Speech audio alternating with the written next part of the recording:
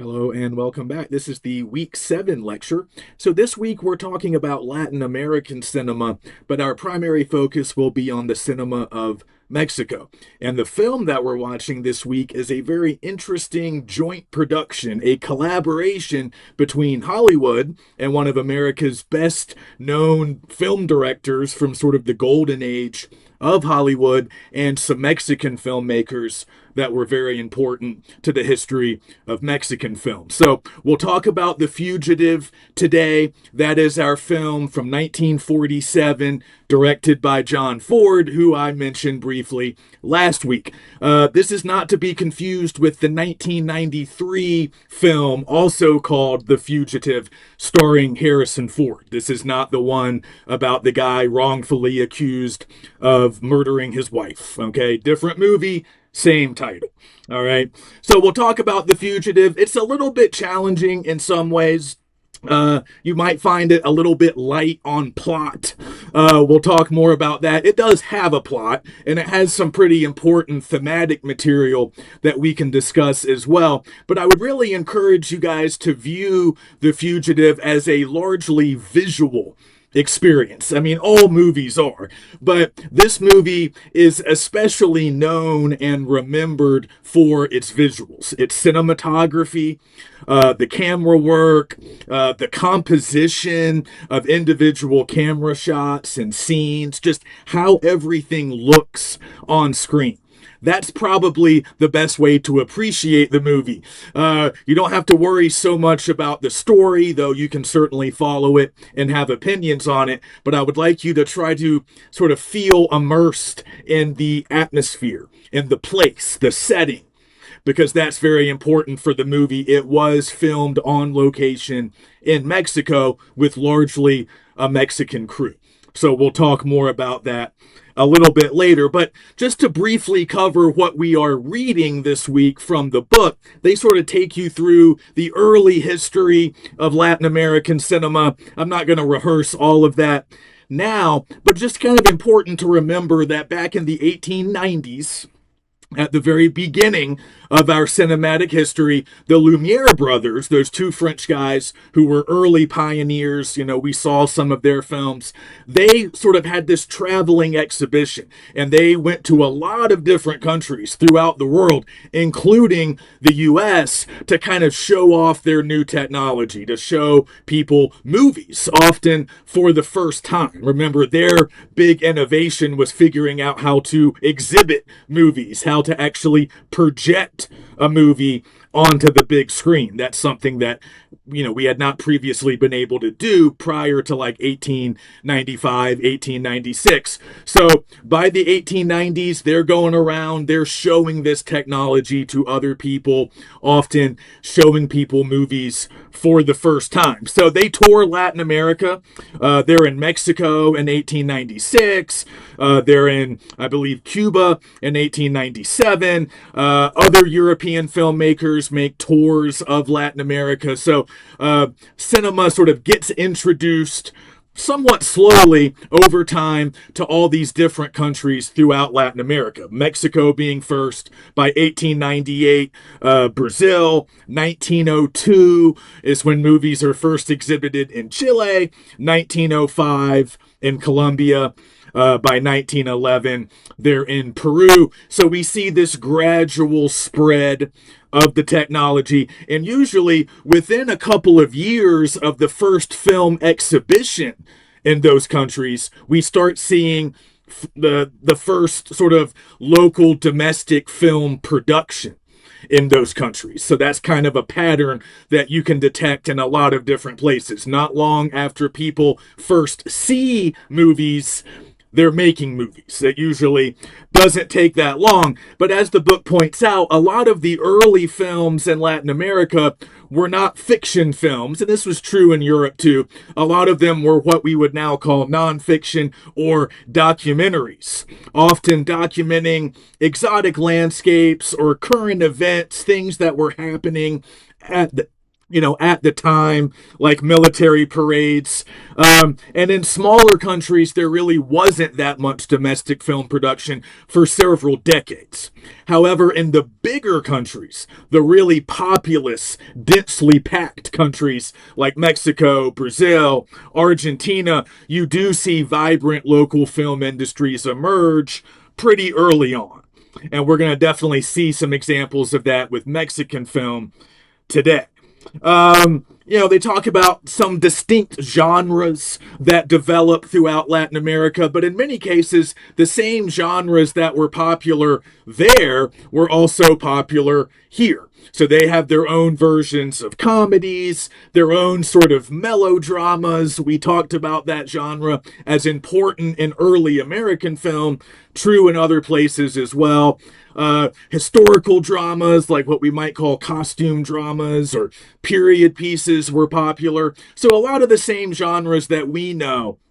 And in some cases, there would be distinctions based on different cultures and histories, but we can still see a lot of parallels. So in the book, they talk about gaucho films in Argentina as a distinct genre, kind of unique to Argentina. But we could probably recognize gauchos as being very similar to American cowboys, right? There's some differences, right? Some differences in history and culture, obviously in language, but they occupy a similar social role to what we would see cowboys doing in the U.S. They're working with cattle. They're often in sort of frontier or wild terrain. So a lot of the same themes, a lot of the same types of plots, a lot of the same kind of characterization that we would have seen in American Westerns also show up in Argentinian gaucho films. So we can draw a lot of parallels even when the genres are sort of regional or distinct based on a country's own history and distinctive culture. But also, we've lost a lot of Latin American films because, as we've said before, film preservation was not very good in the early decades of movie making. So we've lost a lot of the early films from some of these places, but we've been able to hold on to some. And if we shift to Mexico, again, we see a film history and a domestic film industry that's not unlike what we've already seen in the US. So like I was saying last week with French film, there's a lot of similarities between French film and US film. There was some borrowing of ideas and techniques, a lot of influence flowing both ways. And just in terms of the development of those film industries, they sort of progress along similar lines. They have some similar genres. And that's also true with Mexican film. By the 1930s, domestic film production in Mexico really ramps up and they start to really, become distinctive and prominent in their own right. And by World War II, Mexico enters its own cinematic golden age. So we've talked about the golden age of Hollywood film, which is roughly equivalent in terms of time, right? We probably enter the Hollywood golden age in like the 20s or 30s, and in Mexico it's more like the 30s and 40s. So pretty similar. And again, some similar genres, some similar characteristics. They have movie stars. They have sort of iconic imagery. They have popular genres. And there's a few important names that we need to know today, not just because they were important in the development of Mexican film, but also because they worked on The Fugitive, the movie that we're watching this week. So one name to think about is Emilio Fernandez.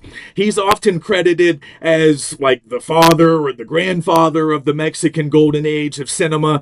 That might be giving him a little bit too much credit. He wasn't the only prominent film director of that period, but he's the one that's remembered probably the most. He's written about the most, and he made some very, very popular films throughout the 40s and 50s.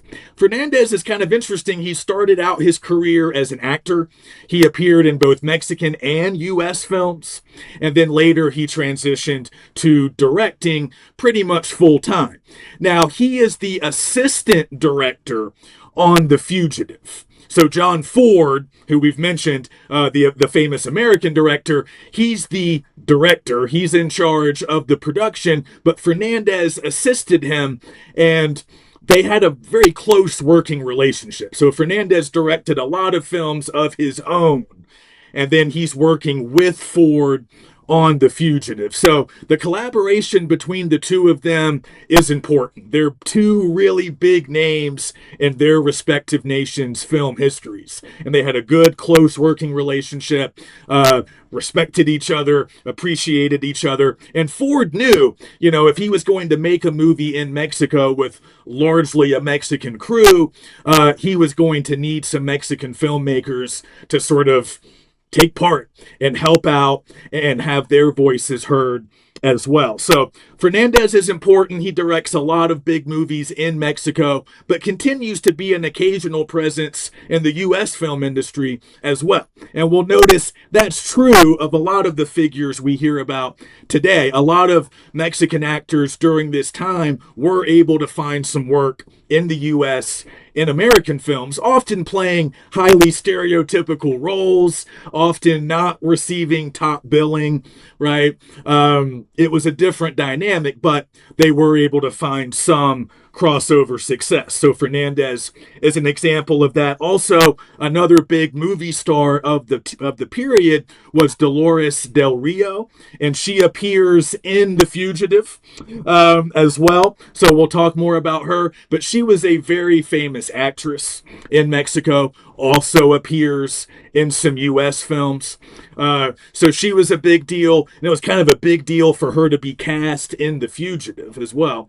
And also a name that you'll learn more about if you check out the chapter in our book for this week, Gabriel Figueroa. Okay, a cinematographer, in charge of the camera work, and he's a big deal in Mexican film, but also to some extent in U.S. film, because he collaborates with some U.S. filmmakers. He also kind of serves an apprenticeship under a very important U.S. cinematographer, this guy named Greg Toland, who was very innovative in terms of camera techniques.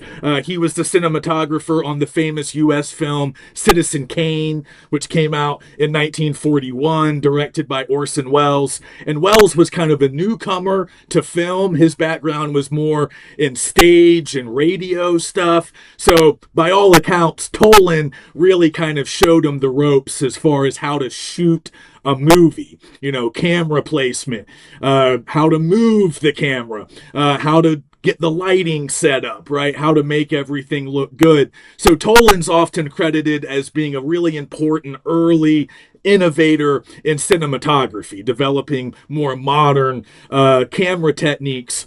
And Figueroa, who was born and grew up in Mexico City, he later studies a bit in the U.S., spends some time in the U.S., and learns a lot under Toland. Sort of works as a cameraman initially for Toland, learns a lot from him, and eventually Figueroa becomes a cinematographer himself. And he breaks through in the Mexican film industry right as it's really starting to get big, right as it's sort of entering into its golden age. And most importantly, Figueroa becomes the favorite cinematographer of Emilio Fernandez. So Figueroa is doing the camera work for most of Fernandez's big movies throughout the 40s and 50s. Movies that were very big in Mexico, like Maria Candelaria, The Pearl, which is actually based on a John Steinbeck novella, but was set in Mexico, and that was a Mexican production,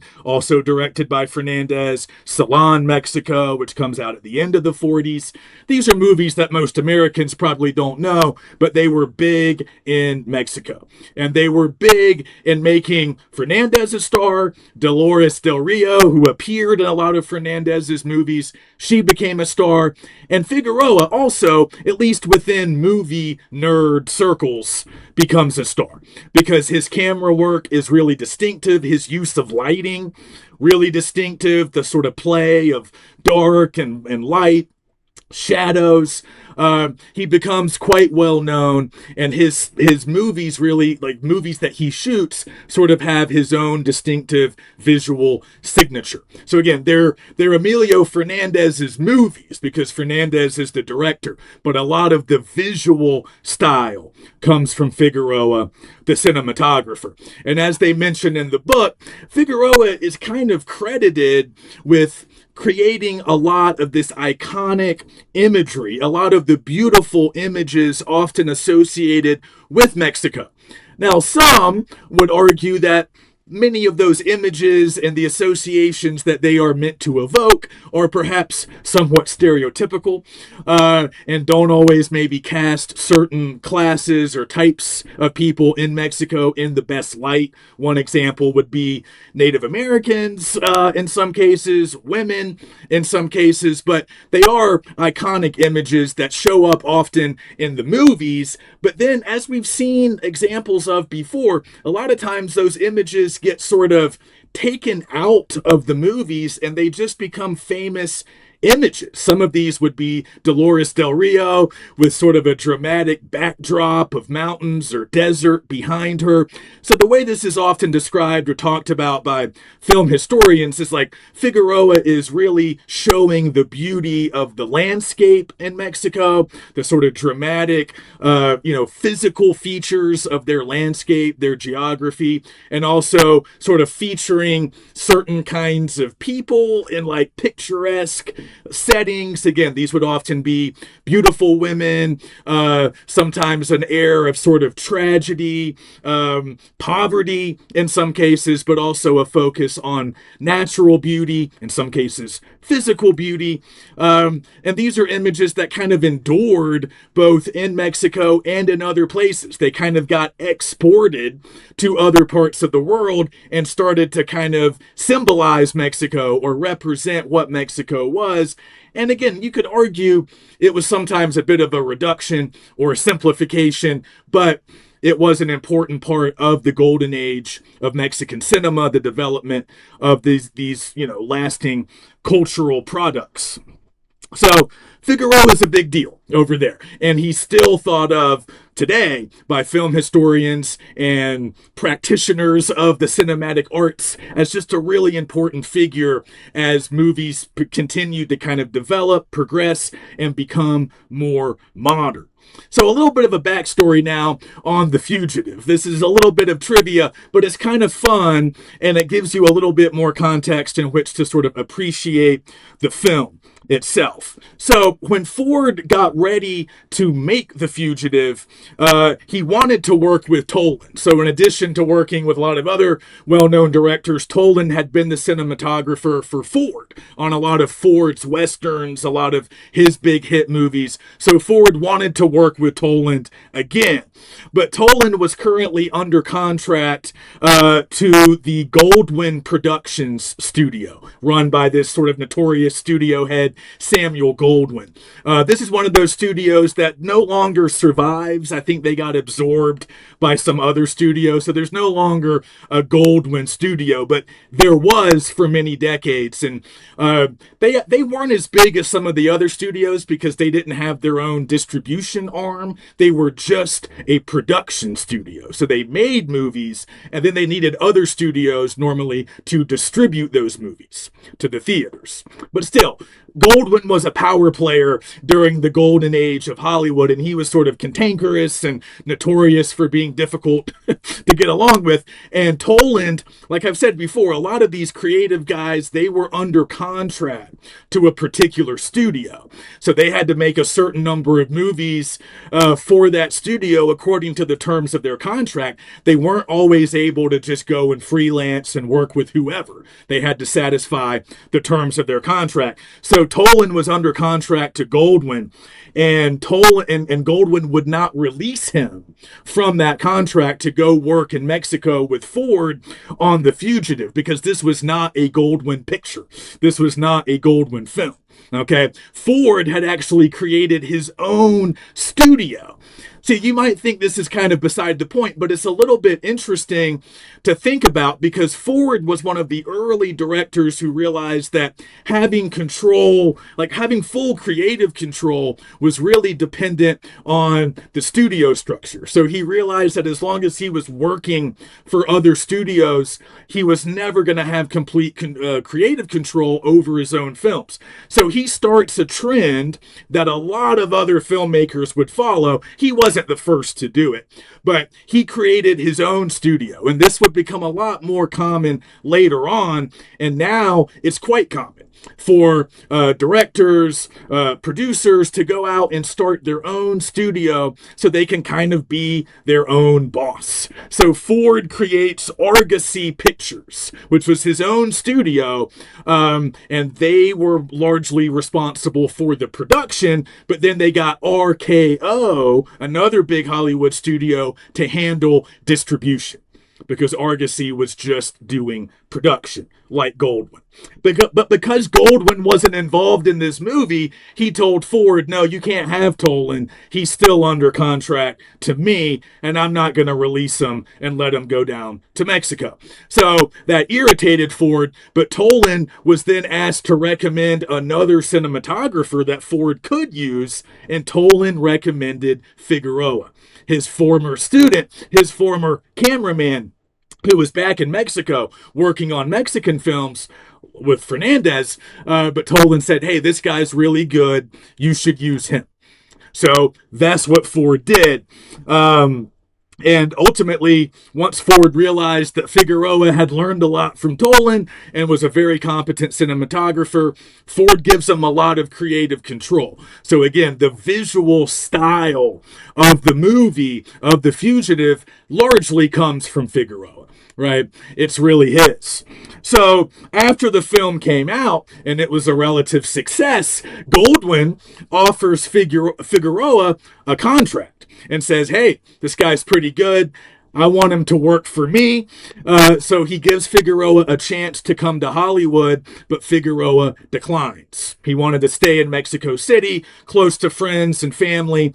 So he really never goes to Hollywood. He does collaborate with American filmmakers, but he really spends his career in the Mexican film industry. That was just his preference. So Figueroa, very influenced by painting and what are often referred to as sort of classical theories of composition and aesthetics. So just a few characteristics to look for, a few specific traits to look for and sort of comment on as you're watching The Fugitive. So as I've mentioned, a big contrast between light and shadow. Look for that. Look for dark backgrounds, sometimes with bright foregrounds.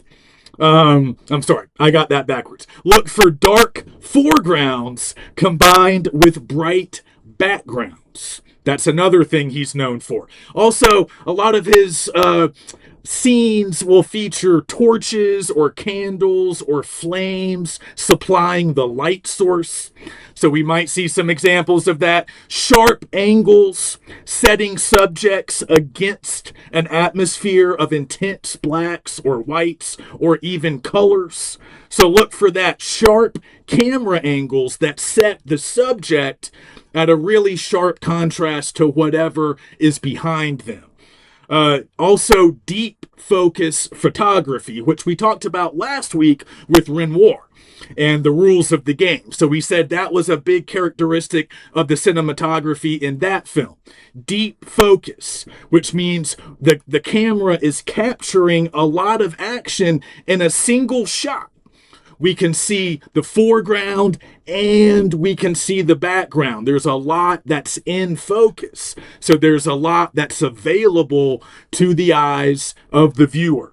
So even though we have foregrounds that often sort of fill the screen, we can still see a lot of action. We can see a lot because we can see the background and the foreground. We have that deep focus, that big field of focus. So just like that shows up in Renoir, it shows up in a lot of the movies that Figueroa shoots as well.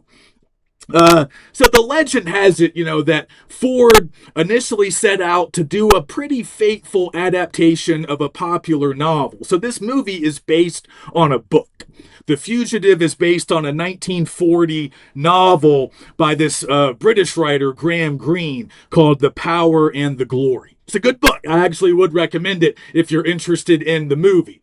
But once Ford gets down to Mexico and starts working with Fernandez and Figueroa, and like I said, the whole crew is, veteran. They're all veterans of the Mexican film industry. So all the cameramen, the sound guys, all the crew pretty much consisted of Mexican professionals. And then some of the cast were Americans. Ford was obviously an American, and his screenwriter, Dudley Nichols, was an American, but pretty much everybody else who worked on the movie was Mexican. So once Ford gets down there, he sort of abandons a lot of the script written by Nichols and decides he wants to make something a little bit more abstract, something a little bit more about faith, the struggles of maintaining one's faith, and he loses a lot of the specificity that came from Green's novel. So I'm not sure if that's all completely accurate, but that's sort of the legend that has sprung up around the movie, is that Ford got down there and he kind of tossed a lot of the screenplay that Nichols wrote and instead decided to kind of go in a slightly different direction. And one thing that they definitely changed from Green's novel is they make the setting less specific.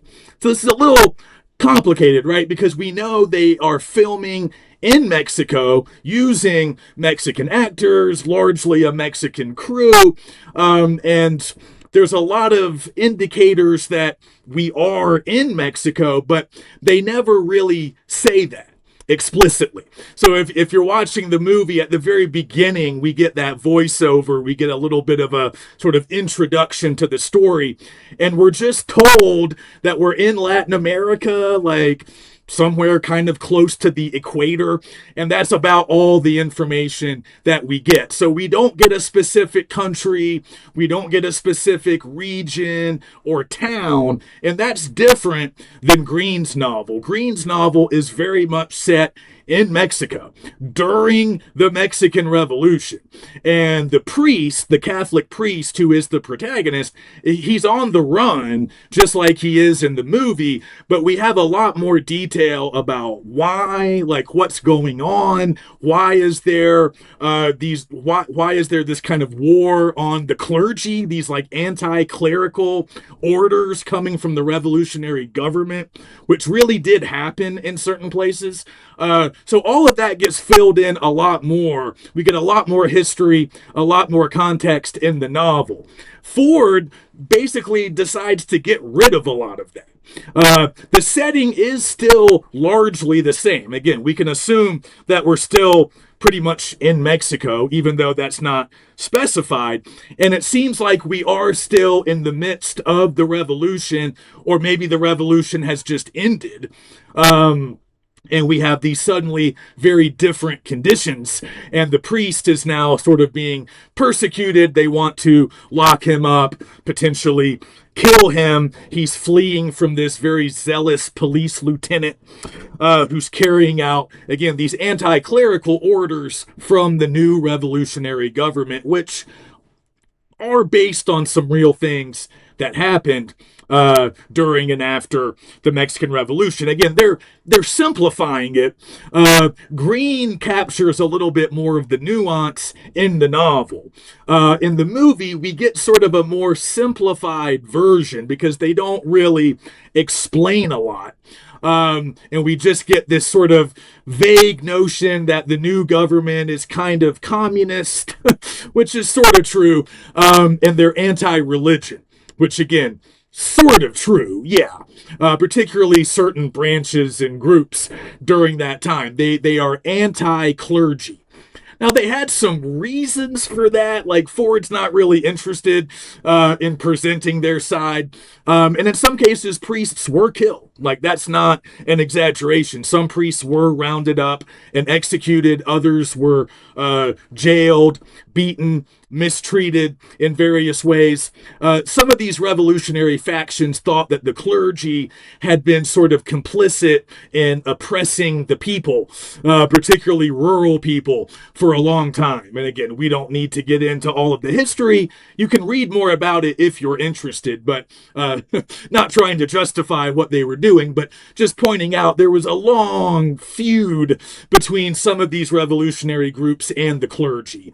And that's a history that we don't really get in the movie. We're really just dealing with the aftermath of the revolution and some of these big changes that occurred. One of the big changes is that these revolutionary groups wanted to seize a lot of land that had been controlled by the Catholic Church. The Catholic Church, of course, had long been very powerful in Mexico and had been very cozy with a lot of Mexican leaders and rulers. So a lot of land in the countryside might have been owned by the church. A lot of these revolutionary groups wanted to return that land to the people. Anyway, that was all going on. That's very much a backdrop to Green's novel. But here, again, Ford not as interested perhaps in the history or capturing a really accurate portrait of the revolution. He's mostly interested in the story of this one character, this one priest who remains nameless throughout the film. He's played by Henry Ford. I'm sorry, not Henry Ford. That's the automaker. Henry Fonda, who was a popular American movie of the Golden Age, and he appeared in some other John Ford films as well. So he's on the run. That's really all we need to know. He's on the run. If they catch him, bad things are going to happen, and that really drives much of the plot. So again, in the film, we're getting more general themes about religious faith, courage in times of violence and great social upheaval. There's a lot of religious symbolism, a lot of ideas about religious faith, parallels to the persecution of early Christians, all stuff that you can sort of look for and think about. Early Christians in the Bible. And some people have even described the movie as sort of a tribute to John Ford's own Catholicism. He was actually from Ireland.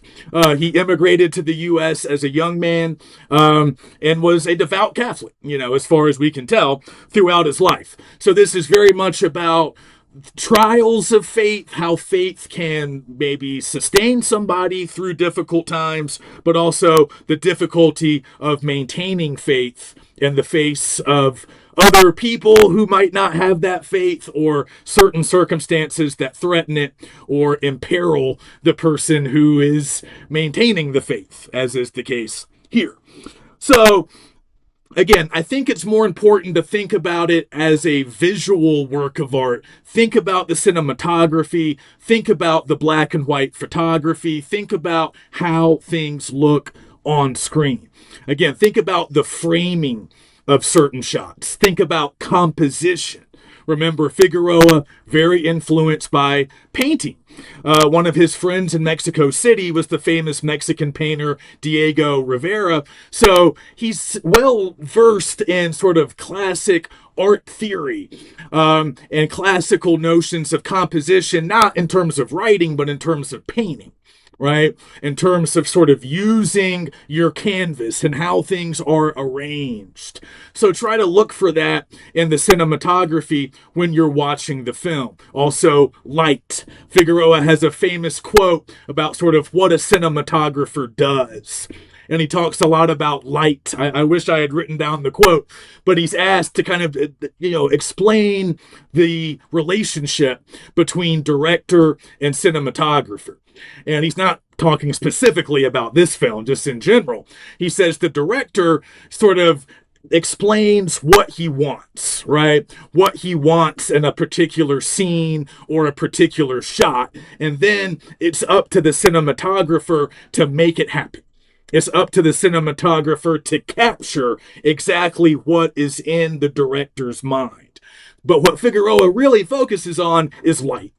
He says light is the privilege of the cinematographer, right? The cinematographer is in charge of light. He's in charge of shadows. He's in charge of contrast. So That's interesting, especially if you're watching this movie, that interplay between the actual camera shots and lighting. Now, you would have lighting operators and people kind of in charge of the lights, but they often answered to the cinematographer because lighting, especially back when we still had a lot of black and white film, lighting was often viewed as essential to cinematography, right? The camera shots were very reliant on lighting. So you could have cool camera movements, you could set up your camera in innovative ways, but you had to have the lighting just right in order for that shot or that scene to really work. So Figueroa says the lighting is the privilege, or I can't quite remember how he phrases it. The cinematographer owns the light, or something to that effect. So think about that as well. And film historians have talked a lot about this film as being kind of weird in terms of Ford's overall catalog. So again, as I mentioned last week, Ford's most remembered now for his Westerns. He did a lot of really big Westerns throughout the golden age of Hollywood, and all the way up into the late 50s, maybe as late as the 60s.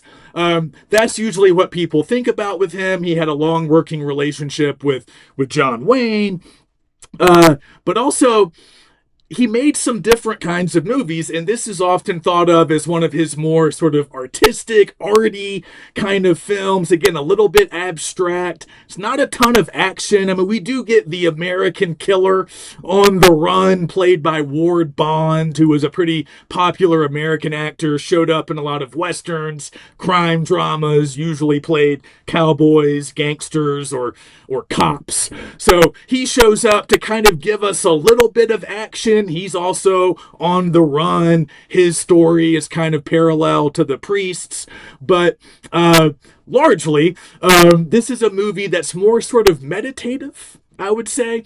It's more about faith. It's more about inner struggle, not so much about external conflict, although we get some of that as well.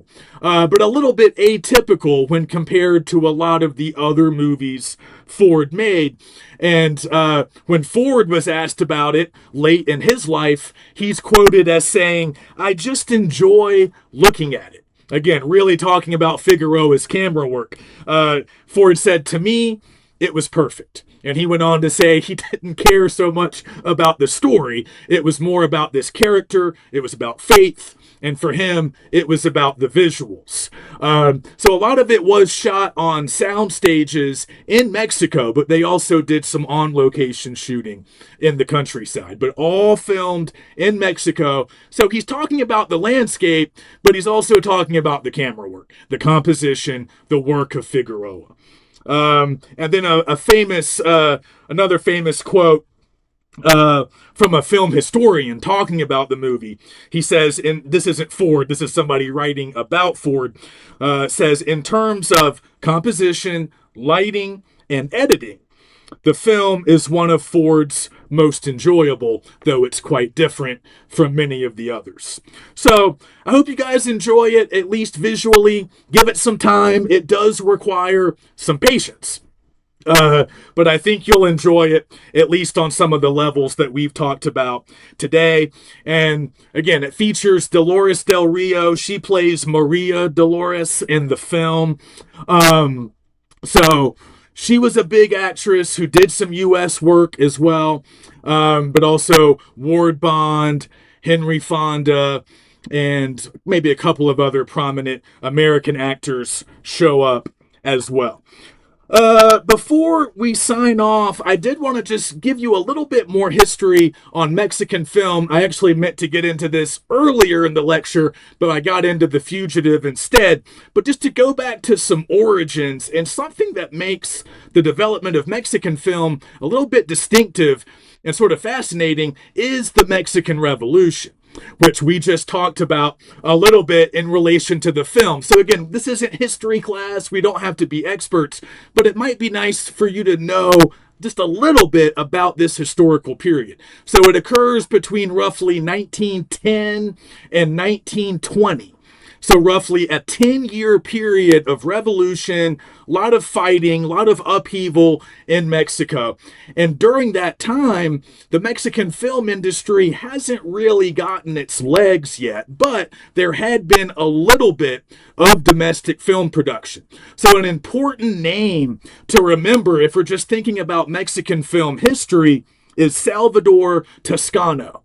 We don't know a ton about him, or at least I don't, but from the sources I've gathered, he was probably the first guy to ever show a movie in Mexico, the first one to exhibit a movie to a paying audience, probably in Mexico City. He's thought of as probably opening Mexico's first public movie theater. Also in Mexico City, and he probably directed Mexico's first domestic film production. He's also credited with creating Mexico's first narrative film. So not just a documentary, but a film actually telling a story, a fictional story, a movie called Don Juan Tenorio, which comes out in 1898. So Toscano is a real trailblazer in terms of Mexican movies. And he also starts documenting a lot of the events during the Mexican Revolution. And it's not just him. Some other Mexican cameramen and early filmmakers went out and actually documented some of the fighting that took place during the revolution, during this roughly 10-year period between 1910 and 1920. They captured a lot of footage that was later used in what we would call documentaries, right? They were often several hours long. In some cases, they showed battles. They showed troops marching, entering cities. Now, these were silent, right? This is still the silent era. So no sound, but really striking images. And not just of battles and sort of things that might have been filmed at a distance, but also some closer footage of individual military leaders and other important like political leaders of the time. So these almost kind of track to us as like newsreel like type films, right? They are documenting things that were really happening at the time. But what's interesting is that Toscano and some of these other guys were kind of embedded with some of the military leaders of the revolution. So nowadays, we would almost call this sort of embedded photojournalism. Like there's actually a history to this, and it's a form of journalism that we still see today. You guys might be familiar with it. Like we've had it in almost every modern war that the U.S. has been involved in. We usually have photojournalists embedded with the troops. Now, they often are not armed. They're not taking part in the fighting, but they are with the troops. And they go where the troops go, and they are capturing images and in some cases conducting interviews with people taking part in the fighting. And then later they put together their stories, their pictures, and it gets published in a newspaper or a news magazine. You can find examples of this in World War II, Vietnam, Iraq, Afghanistan, every war of the 20th century. And some people argue that the Mexican Revolution was one of the first wars that featured these types of embedded cameramen that were capturing footage live as it happened. Because, of course, at this point, film technology is still pretty new. In previous wars, we didn't have film cameras. This is one of the first wars to take place with film cameras. So that's interesting to think about. And it was a way for a lot of these Mexican cameramen and future directors to really get valuable experience. They cut their teeth on filming these battle scenes, and later they would translate those skills. They would apply those skills learned on the battlefield to fictional film, to making films for paying audiences later on. Now, a lot of this footage didn't always get used right away. So one interesting thing is a lot of it got compiled and sort of put together later after the revolution. And in some cases, the complete films weren't released for several decades, right? But the work, the actual footage itself, was captured live during the revolution. So that's kind of cool. And Toscano was one of the guys who was out there capturing this type of footage. So it's just kind of a cool way. I mean, the war itself and all the bloodshed, that's not cool. But just thinking about the development of some of these camera techniques and these innovative new styles, that actually was a pretty good way to adapt to constantly changing circumstances. You didn't have perfect conditions. You had to be mobile. Back then, cameras were bigger. It was harder to move around with them. So a lot of the shots were static, long, still shots, but they had to set up, they had to capture a wide and deep field of activity. And they were just out there, in some cases, risking their lives to capture this footage. So this did not go unnoticed across the border. Of course, in the U.S., we were aware of the revolution. It was getting reported on by American journalists as well. We weren't over there filming it in the same way, but we were certainly aware, and we were sort of following the events, and pretty soon the movies got interested in the events of the Mexican Revolution. So going all the way back to around 1914, I'll give you a very brief little history here. A studio operating at the time called Mutual Films, which did not last. It went under around 1918. Only lasted for about a decade, but they were one of these early studios that went west to California.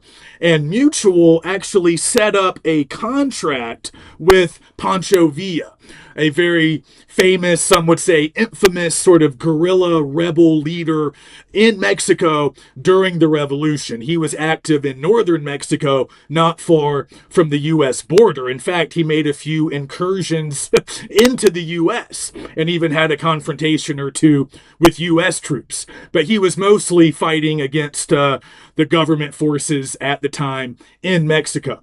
So in an attempt to dramatize some of the events of the revolution, Mutual thought, hey, let's make a deal with Villa so we can actually send a camera crew and embed them with Villa and his troops so we can capture what they're doing. We can get some battle scenes. We can get some really good footage, because they knew Mexican filmmakers like Toscano and others were already doing that. Not so much with Villa, but maybe with other leaders. So Mutual wanted to get in on the action. They thought it would be profitable. But it's interesting, initially their goal was to just make a documentary, to just sort of do what Toscano and others were doing, shooting documentary footage that they could later put together into kind of a news program or a documentary. But pretty soon they realized this would make a good fiction film. So they decided they would take some of the documentary footage that they shot, but use it in a fictional film featuring the character of Villa. Not Villa himself, but somebody playing him. But I think he actually did appear in some parts of the movie. Anyway, the film that Mutual makes in 1914 is called The Life of General Villa. And it's not a particularly good movie. It features a lot of sort of stereotypical kind of depictions of Mexican characters, and, you know, kind of amateurish at times. But they were capturing some documentary footage, and there's a lot of legends that sprung up around that movie. One legend has it that part of the contract, and Villa did sign the contract with Mutual, and part of the legend is that he agreed to let Mutual cameramen actually film battles, film his troops up close as they prepared to go into battle. And that's largely been debunked, I guess. There was even the idea maybe that Villa had agreed to reenact some battle scenes for the cameras using his actual troops. A lot of historians in more recent years have sort of disproven some of that. But a quote I have from this historian, Frederick Katz, does shed some light on what the contract really did say. So this is what Katz is telling us. What the contract did specify was that the Mutual Film Company was granted exclusive rights, if possible, to film Villa's troops, and that Villa would receive roughly 20% of all revenues that the film produced. So they did want to capture battle scenes. I think Katz and others have claimed that maybe they didn't, or maybe they were only able to get very incomplete fragments, and there wasn't that much direct involvement with Villa, certainly not elaborate reenactments. And I think Villa's own involvement in the film was somewhat limited, but he does feature in it to some extent. But it also features this guy named Raoul Walsh, who's kind of an important figure in American film history. Walsh would later go on to become an important cinematographer and later director in Hollywood. But he started out, like Fernandez, as an actor. So Walsh appears in this film, The Life of General Villa. He appears, I believe, as a younger Villa, or he might be playing Villa in certain scenes. But anyway, Walsh appears in the movie, but he also was largely in charge of the cinematography. And legend has it that Walsh learned a lot while he was in Mexico filming from local Mexican cameramen who had been doing this kind of work during the Revolution. And they taught Walsh how to film battle scenes, how to be a little bit more mobile and adaptive with camera placement, and just certain techniques well suited to documentary filmmaking, this kind of embedded photojournalism, as we might call it now. So anyway, there's kind of a lineage that you can track here. So Walsh works on that movie in 1914. And then later, he stops acting and transitions full-time to directing. And he's often credited with being sort of innovative in his camera techniques. He makes a lot of big movies starting in the silent era. He's often credited as making perhaps the first crime drama, the first gangster movie in America in 1915, a film called Regeneration that was filmed on location in New York City. He's utilizing some of the same camera techniques in that movie that he learned in Mexico. Later, he makes the transition to sound movies. He makes some big ones in the 30s, in the 40s. His first sound movie was The Big Train, which was one of the first screen appearances of John Wayne. That comes out in 1930. He does They Drive by Night. That's a big one in 1940, a classic film noir. And then in 1949, White Heat, another gangster movie. He's done by the 50s or 60s. I think he had died by the early 60s. But Walsh is often thought of as an important early director, somebody who pioneered some new camera styles, and he picked up a lot of that from those documentarians like Toscano in Mexico, while making a pretty bad movie about the Mexican Revolution. But still, we see from that early point, that early stage, there's this kind of cross-cultural exchange between the two film industries. They're sort of borrowing or reusing ideas, but also cinematic techniques, not just plot points or stories, or a figure like Villa, who was interesting to American audiences, but also this exchange of cinematic technique when it comes to camera work, lighting, editing, capturing landscapes, capturing action, and doing new things. So that's been a part of the history between the two countries from the very beginning of film. All right, so that's enough for this week.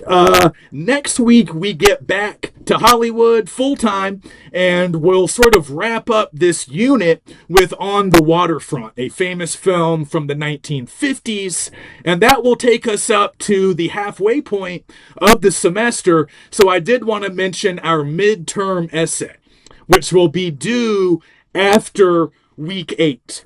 So I'm actually going to give you guys an option.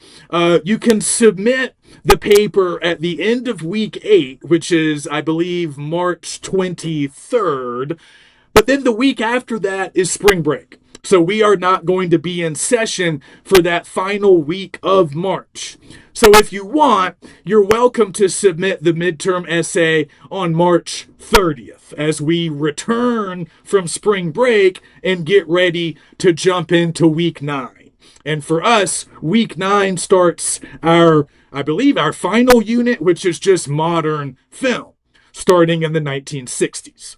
Okay, so for the midterm essay, I just want you guys to take one of the movies that we've seen through the first half of the class. So anything from week 1 up until On the Waterfront in week 8. Choose one of those films, or if you're taking stuff from week 1, it might be a couple of shorts, and make an argument about it. Arrive at an original interpretation of the film. That can be challenging in some ways. A lot of these films are quite famous. They've been written about a lot. They've been interpreted and analyzed a lot. So sometimes it's a little difficult to arrive at your own original reading, your own original understanding. But that's what I want you guys to try to do. So once you picked your movie, I want you to go back and re-watch it. Take the time to revisit it. You don't necessarily have to rewatch the entire thing, I guess, but you should definitely refamiliarize yourself with it because it's probably been a while since you saw it. And even if you've seen it recently, a lot of these movies demand multiple viewings if you're really going to analyze it and arrive at some good conclusions. So, in a lot of ways, this is basically a literary analysis, the kind of paper we would write in an English class about a book or a short story. We're doing that same kind of work now for a movie. Right? We are explaining the themes of the movie. We can talk about other sort of literary elements like character, setting, conflict, all of those things give you material to discuss. But also, we want to spend at least a little bit of time on specifically cinematic things, like camera work, like set design, like the shadows, the play of light, screenplay, acting, editing, whatever. So read through my instructions. I sort of talk about these two different areas that we can discuss and pursue in the paper. The traditional literary stuff that we would do in English class, and then the uniquely cinematic stuff. That's a little bit more technical. It might require you to go back to my glossary of film terms or maybe do a little bit of online research. I am allowing a couple of sources for this paper, but I don't really want you guys to do a lot of research. You can look up some stuff on cinematography, you can look up some stuff on editing or other technical aspects of film that you might not feel super comfortable writing about on your own.